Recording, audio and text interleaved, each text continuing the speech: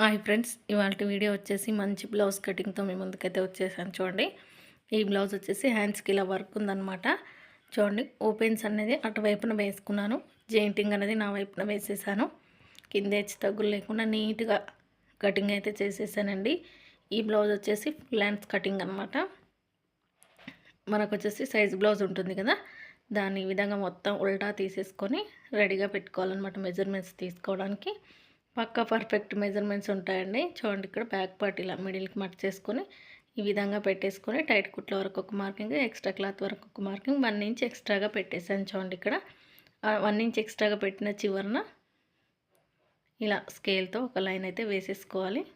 చూడండి, ఇక్కడ ఇప్పుడు వచ్చేసి మనకి బ్లౌజ్ హైట్ చెక్ చేసుకుందాం మనము. కింద వచ్చేసి ఒక 1/2 ఇంచ్ కుట్ల కోసం ఒక లైన్ అయితే వేసుకోవాలండి. ఫస్ట్ చూపిస్తాను మీకు ఇక్కడ. చూడండి, ఇక్కడ ఈ 1/2 ఇంచ్ అనేది కుట్ల కోసం ఈ విధంగా వేసేసుకొని ఇప్పుడు వచ్చేసి షోల్డర్ నుంచి బ్యాక్ టక్స్ వరకు హైట్ ఏ బ్లౌజ్కైనా ఇలాగే తీసుకోవాలి. చూడండి, ఇక్కడ టేప్తో చెక్ చేసుకుంటే వచ్చిన దానికంటే ఒక 1 ఇంచ్ ఎక్స్ట్రా పెట్టాలి.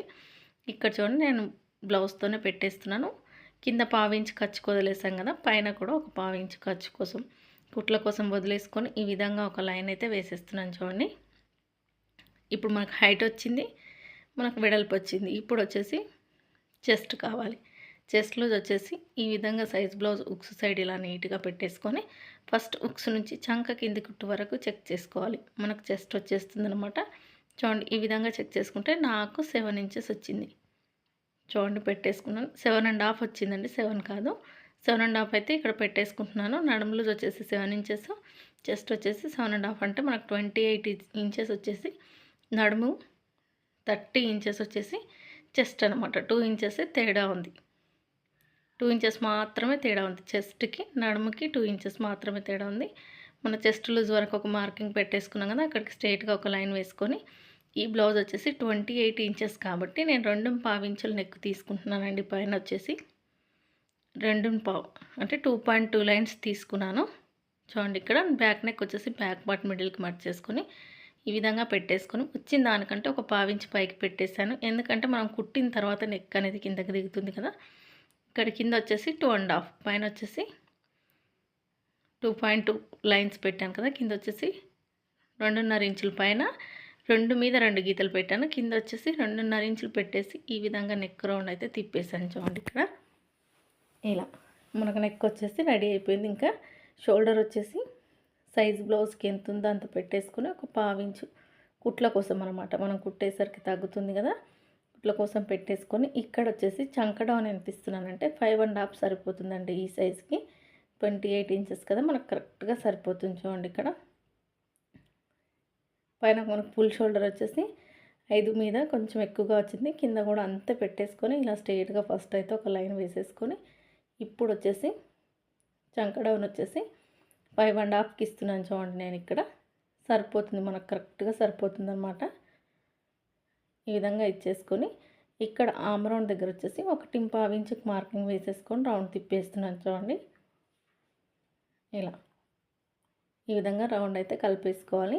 ఇప్పుడు వచ్చేసి మనం సైజ్ బ్లౌజ్కి ఆమ్ రౌండ్ ఎంత ఉందనేది చెక్ చేసుకోవాలి. బ్యాక్ సైడే చెక్ చేసుకోవాలండి. ఇలా షోల్డర్ దగ్గర నుంచి చంక కింద కుట్టు వరకు మనం 3 కుట్లు వేస్తాం కదా, ఫస్ట్ కుట్టు వరకు నాకు వచ్చేసి 7 ఇంచెస్ ఉంది. అదే 7 ఇంచెస్ ఇక్కడ మ్యాచ్ అయిందా లేదా ఒక్కసారి చెక్ చేసుకుందాం మనము. పైన 1/2 ఇంచ్ కుట్లకు వదిలేసుకొని ఈ విధంగా టేప్ పెట్టేసుకొని ఇలా చెక్ చేసుకోవాలి. చూడండి, నాకు కరెక్ట్గా 7 ఇంచెస్ అనేది సరిపోయిందనమాట. ఇంకెలాంటి మార్పులు చేయాల్సిన పని లేదు. షోల్డర్కి ఎదురుగా బ్యాక్ టక్స్ ఈ విధంగా వేసేసుకుంటే మనకు పర్ఫెక్ట్గా కుదిరిపోతుంది అనమాట బ్లౌజ్ అనేది. ఇప్పుడు నేనైతే ఏ విధంగా అయితే మార్కింగ్ ఉందో అదే విధంగా నీట్గా కట్ చేస్తున్నాను. చూడండి, ఇలా కట్ చేసుకోవాలి, పర్ఫెక్ట్గా కుదురుతుందండి. చూడండి, మనకు ఇక్కడ వచ్చేసి ఈ సైజుకి 5.5 పట్టిందనమాట. చంక డౌన్ అనేది ఈ విధంగా ఉంటుంది, సైజుల వారీగా ఉంటుంది కాబట్టి ఈ విధంగా అయితే కట్ చేసుకోవాలి. ఇప్పుడు నేను ఒక కటింగ్ వీడియో పెట్టాను, పెద్ద వీడియో అంటే పెద్ద సైజ్ అనమాట. దానికి వచ్చేసి 7 ఇంచెస్ పట్టింది, చంక డౌన్ వచ్చేసి అలా మార్పులు ఉంటాయి అంతే. చూడండి, ఇక్కడ నడుము దగ్గర ఒక 1/2 ఇంచ్ బ్యాక్ టక్స్ నుంచి ఈ విధంగా కట్ చేసేసుకుంటే మనకు బ్యాక్ పార్ట్ ఫినిషింగ్ అనేది నీట్గా ఉంటుంది. ఎక్కడికక్కడ టక్స్ పెట్టేసుకోవాలి ఈ విధంగా. ఈ టక్స్ పెట్టుకునే వరకే వస్తుందండి. మనం తర్వాత బ్లౌజ్ కుట్టిన తర్వాత కుట్టు వేస్తుంటాం కదా, ఆ టైంలో అందుకే టక్స్ పెట్టేసుకుంటే ఈజీగా ఉంటుంది. ఇప్పుడు వచ్చేసి హ్యాండ్స్ కట్ చేసుకుందాం. ఈ విధంగా క్లాత్ని నీట్గా ఫోల్డింగ్ ఫస్ట్ చేసేసుకొని దీన్ని డబుల్ ఫోల్డ్ చేయాలన్నమాట. 4 ఫోల్డింగ్స్గా చేసేసుకోవాలి. ఓపెన్స్ అనేది దీనికి కూడా అటువైపున ఉండాలి. మళ్ళీ ఈ ఫోల్డింగ్ తీసుకెళ్ళి దానిపైన వేస్తే మనకు 4 ఫోల్డింగ్స్గా వచ్చేస్తుంది. చూడండి ఇక్కడ ఇలా ఈ విధంగా వేసేసుకొని నీట్గా సెట్ చేసుకోవాలి. కింది వైపున హెచ్చు తగ్గులు లేకుండా ఒక లైన్ వేసేసుకొని ఆ హెచ్చు తగ్గుల క్లాత్ మొత్తం తీసేస్తాను. చూడండి ఇక్కడ ఇలా నీట్గా కట్ చేసుకోవాలి. ఇప్పుడు వచ్చేసి ఇంకొక పావించ్ అనేది కుట్ల కోసం, పావించ్ కాదండి 1/2 ఇంచ్ వరకు తీసుకున్నాను. ఎందుకంటే ఇది లోడింగ్ చేయాలన్నమాట. ఈ బ్లౌజ్ వచ్చేసి లోడింగ్ చేయాలి, వర్క్ ఉంది హ్యాండ్స్కి. ఇక్కడ వచ్చేసి సైజ్ బ్లౌజ్ హైట్ తీసుకోవాలండి. ఈ విధంగా బ్లౌజ్ ఉంటుంది కదా, ఉల్టా తీసేసుకొని మనం కుట్ల కోసం వదిలేసుకున్న క్లాత్ వదిలేసి పైకి ఇలా పెట్టేసి ఎక్కడికి వచ్చిందో అక్కడికి ఒక మార్కింగ్, ఎక్స్ట్రాగా కొద్దిగా కుట్ల కోసం చంక టైట్ కుట్టు వరకు ఒక మార్కింగ్, హ్యాండ్ టైట్ కుట్టు వరకు ఒక మార్కింగ్ వేసేసుకుంటే చూడండి ఈ విధంగా అయితే వచ్చింది కదా మనకి. ఇప్పుడు వచ్చేసి ఇక్కడ హైట్ దగ్గర స్ట్రేట్గా ఒక లైన్ అయితే వేసేసాను చూడండి. వేసేసి పైన ఒక 1 ఇంచ్ వదిలేసుకొని ఈ విధంగా అయితే మార్కింగ్ కలిపేస్తున్నాను చూడండి. చంక డౌన్ అయితే డైరెక్ట్గా ఇచ్చేసిన షేప్ అనేది అలా రావాలన్నమాట, కరెక్ట్ షేప్ రావాలి. ఇక్కడ కట్ చేసుకుంటున్నాను చూడండి. నేను ఇక్కడ వచ్చేసి హ్యాండ్ డౌన్ వచ్చేసి 3.5 ఇంచులు ఉంటుందండి. నాకు చూడగానే అర్థమైపోయి కట్ చేస్తుంటాను అన్నమాట. ఇలా కూడా రోజు కట్ చేసి అలవాటు అయిపోతుంది. అదేవిధంగా ఇక్కడ కూడా కట్ చేసాను చూడండి. మనం సైజ్ ప్రకారం పెట్టేసాం. ఆ సైజ్ వచ్చేసి నేను స్టిచ్చింగ్ చేసింది కాబట్టి నేను చెక్ చేసుకోకపోయినా పర్ఫెక్ట్గా ఉంటుందని నా ఒపీనియన్, అంతే.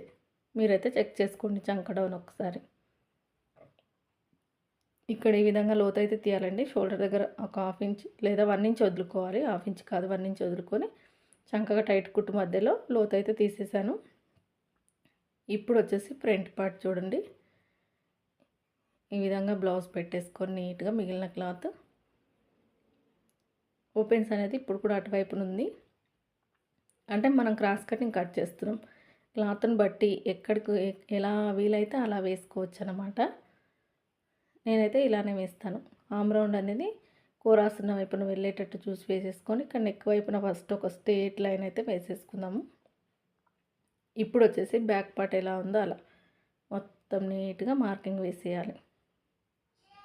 ఈ విధంగా మొత్తం వేసేసిన తర్వాత ఇది తీసేసుకొని ఇక్కడ ఆమ్ రౌండ్ దగ్గర వచ్చేసి ఇలా బాక్స్ షేప్ ఇచ్చేసి ఆ షేప్ లోపల మాత్రమే ఒక 1/2 ఇంచ్ లోతు అనేది తీసేసుకోవాలి. ఫ్రంట్ పార్ట్ కర్వ్ అనమాట ఇది.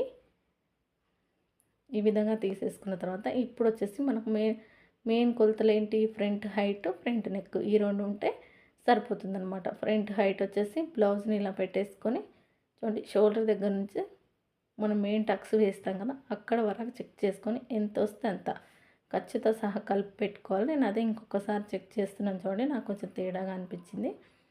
మళ్ళీ ఈ విధంగా చెక్ చేసుకుంటే నాకు 11.5 వచ్చింది పై ఖర్చుతో కలుపుకొని.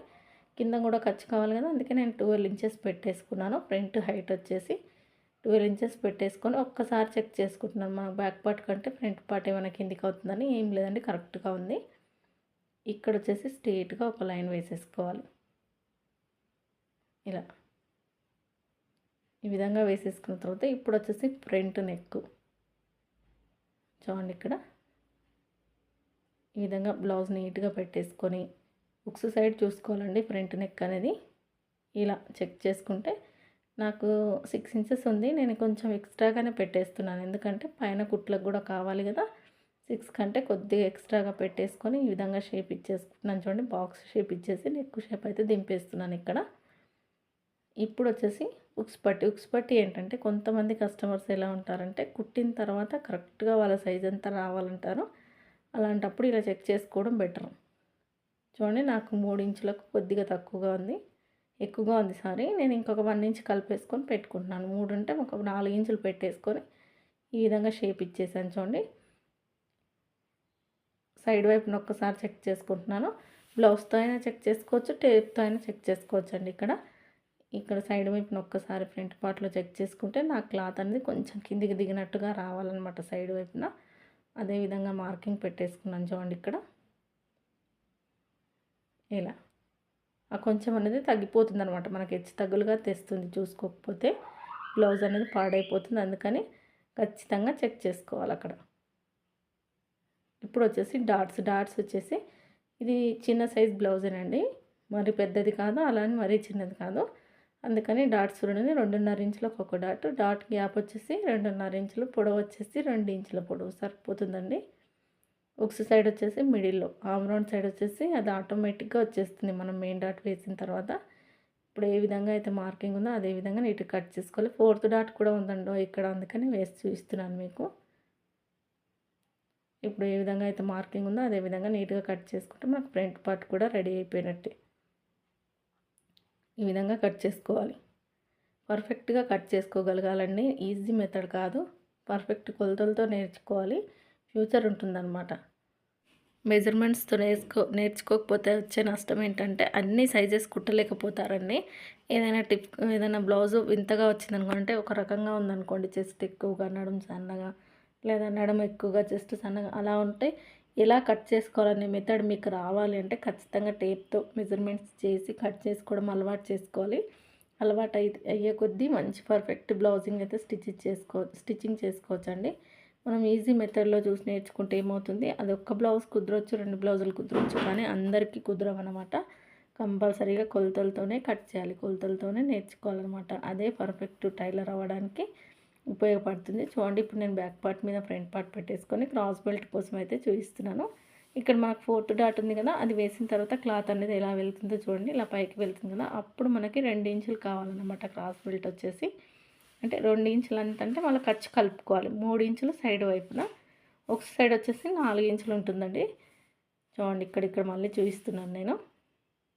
ఇక్కడ మనకు ఉక్స్ సైడ్ వచ్చేసి 4 ఇంచులు, చివరికి వచ్చేసి 3 ఇంచులు పెట్టుకుంటే కుట్టిన తర్వాత ఒక సైడ్ 3 అవుతుంది, చివరిన వచ్చేసి 2 ఇంచులు అవుతుందన్నమాట. నేను మిగిలిన క్లాత్లోనే ఇలా ఈ విధంగా ఒక దగ్గర స్ప్లేస్ చేసుకుంటున్నాను క్రాస్ బెల్ట్ కోసము. చూడండి, ఇక్కడ ఈ విధంగా కట్ చేసుకుంటే మన క్రాస్ బెల్ట్ హైట్ వచ్చేసి నేను ఒక 10 ఇంచెస్ వరకు తీసుకున్నాను, సరిపోతుందండి. ఇప్పుడు వచ్చేసి ఉక్స్ సైడ్ వచ్చేసి 4 ఇంచులకు మార్క్ చేశాను, మిడిల్లో వచ్చేసి 3 ఇంచులకు మార్క్ చేశాను, చివరిని వచ్చేసి 3 ఇంచులకు మార్క్ చేశాను. కుట్టేసరికి నాకు 1 ఇంచ్ అనేది తగ్గిపోతుంది అనమాట.